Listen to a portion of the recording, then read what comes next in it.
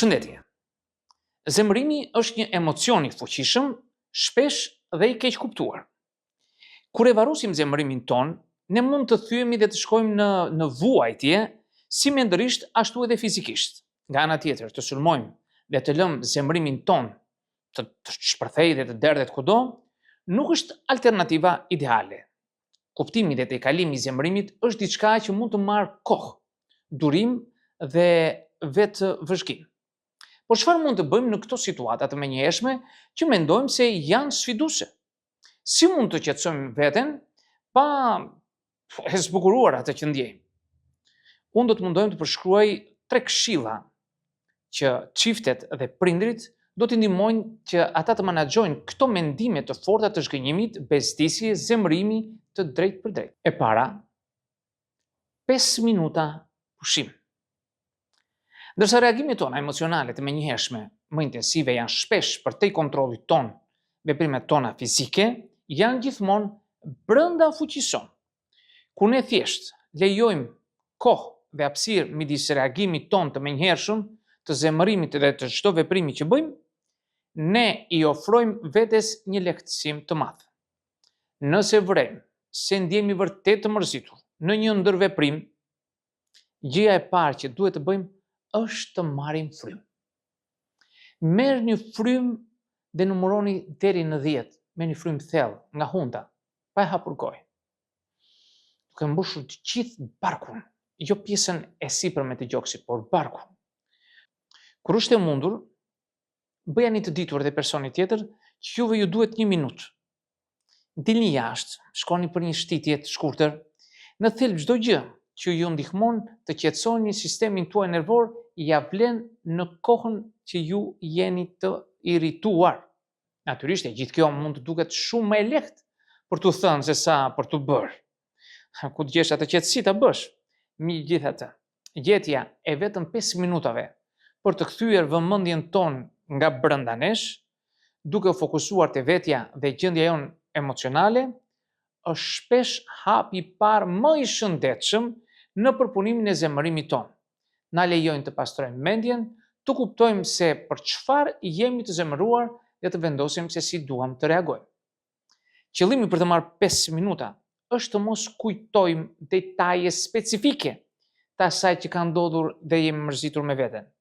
Në vend të kësaj, ne duhet të praktikojmë kujdesin për veten, duke i dhënë vetes atë që na nevojitet për të qetësuar dhe për të lidhur me atë që jemi. Pastaj, ne mund të vlerësojmë situatën nga një pozicion më i hapur në më pak reagues. E dyta, njihni zemërimin për ta kontrolluar atë. Kjo mund të duket shumë e thjeshtë për të qenë e dobishme, por pranimi i zemërimit ton mund të na ndihmojë të kapërcejmë atë në një mënyrë të madhe. Ideja nuk është të ndalemi te arsyet që na çmendin, por thjesht të vëzhgojmë dhe të emërtojmë atë që ndjejmë. Neurobiologu ndërpersonal Dr. Dylan Spiegel rekomandon metodën emërtoni dhe zbutni, si një mjet për të kuptuar emocionet tona dhe për të gjetur ekuilibrin. Ideja është të përshkruajmë gjendjen tonë të brendshme, pa ndjerë nevojën ta racionalizojmë ose shpjeguar atë. Procesi promovon atë që Dr. Spiegel e quan integrim, duke rritur aftësinë gjuhësore të trurit ton dhe duke lidhur ato me emocionet spontane dhe të papërpunuara të trurit ton. Përveç qetësimit të trurit ton, emërtimi i një emocioni na ndihmon të na jap hapësirën që nevojitet për të tërhequr dhe për të qenë kurioz, në vend që të rrëmbemi nga një val emocionesh. Aftësia jonë për të identifikuar reagimet tona na lejon të jemi të sinqertë dhe të vetëdijshëm, duke bërë gjithashtu një zgjedhje më të vetëdijshme se si duam të reagojmë. E treta, njihni shkaktarët që ju nxisin, ata që ju prurën në këtë gjendje. Ne të gjithë kemi disa gjëra që na irritojnë.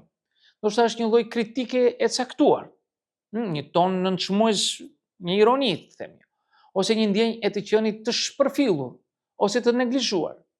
Nëse mbytemi nga emocionet, mund të jetë një shenjë se diçka më e vjetër, më e thellë po del në sipërfaqe. Sigurisht, ne mund të mos kuptojmë saktësisht se çfarë po ndodh në një moment. Mund të mos e kuptojmë se gjua nënçmuese e shefit po na gërmon në një grop poshtrimi, që ndjejmë si fëmijë të turpshëm. Kur ndjehemi të nxitur, nuk kemi nevojë të identifikojmë menjëherë ngjarjen e saktë nga historia jonë personale, që mund të na shqetësojë.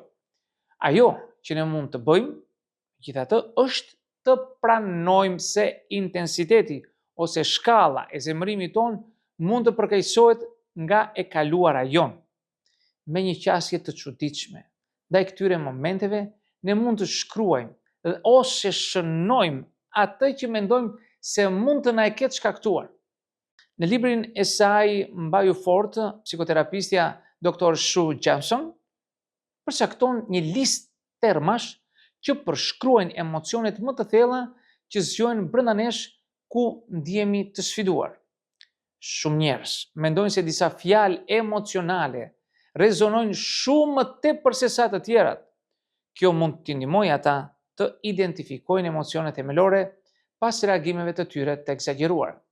Ndërsa bëjmë një përpjekje të vetëdijshme për të kuptuar stimujt që na shkaktojnë, ne mund të vëzhgojmë më mirë kur dhe pse shfaqen ato. Për shembull, mund të vërejmë se ndjehemi veçanërisht të sfiduar sa herë që partneri na bën presion për të përfunduar një detyrë praktike. Në fillim ky mund të duket si një reagim i arsyeshëm ndaj sjelljes së tyre të bezdishme. Megjithatë, pse kjo sjellje e veçantë na acaron më shumë se të tjerat? A ka ndonjë kuptim që ja atribuojmë ne kësaj? Për shembull, mund të kemi mendime të tilla si ai mendon se unë jam budalla, ose ajo mendon se unë jam budalla. Pse më kujton mua gjithmonë të nxjerr plerat sikur unë të isha një fëmijë?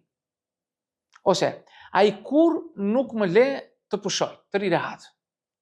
Pse është kaq ndërhyrës në punët e mia, xhanëm? Këto lloj mendimesh e ndjenja të tjera të zemërimit rreth tyre mund të jenë tregues të disa shkaktarëve që kemi brenda nesh, të cilët shpejt dalin në sipërfaqe. Ndoshta kemi patur një prind që ishte dominues, ndërhyrës ose kritik, duke na bërë veçanërisht të ndjeshim dhe të ndjeshëm ndaj këtyre udhëzimeve. Cila do qoftë arsyeja? Të kuptuarit se jemi duke aktivizuar në një nivel më të thellë mund të na ndihmojë të largojmë të shkuarën nga e tashmi. Sigurisht të gjithë ne do përjetojmë ngjarje shumë herë në jetën tonë që mund të na ndjejmë se jemi të çmendur, por ne mund të kufizojmë ato reagime që dalin nga e kaluara jonë. Kjo mund të na ndihmojë të kuptojmë përvojën tonë dhe të kemi fuqi më të madhe mbi reagimet tona. Për shembull, nëse nxitemi nga ankimet e një partneri, mund t'i kërkojmë menjëherë të përpiqen të na besojnë më shumë. Ne madje mund të tregojmë arsyeën pse ndjehemi të pakëndshëm kur dëgjojmë për kujtesën e tyre të përsëritur. Qëllimi i këtyre 3 praktikave, do thosha, është t'japim vetes tonë dhe hapësirën që na nevojitet për të përpunuar dhe kuptuar zemërimin ton pa u bërë viktimë e tij. Me një qasje të kujdesshme, të dhemshur dhe kurioze ndaj reagimeve tona personale, ne njohim veten në një nivel më të thellë. Ne fitojmë njohuri për të kaluarën tonë, mjete për të përqendruar në të tashmen dhe teknika më të mira për të trajtuar zemërimin ton gjatë gjithë jetës sonë, kudo që ai lind. Menaxhimi i zemërimit është rruga drejt vetënjohjes. Miq, këto do të thosha në këtë video. Nëse u pëlqeu, mund të bëni dhe komentet tuaja, por mos harroni asnjëherë të bëni subscribe në kanalin tim për të marrë videot e reja që unë e thërr pas here. Dhe në videon tjetër, mirë takofshi.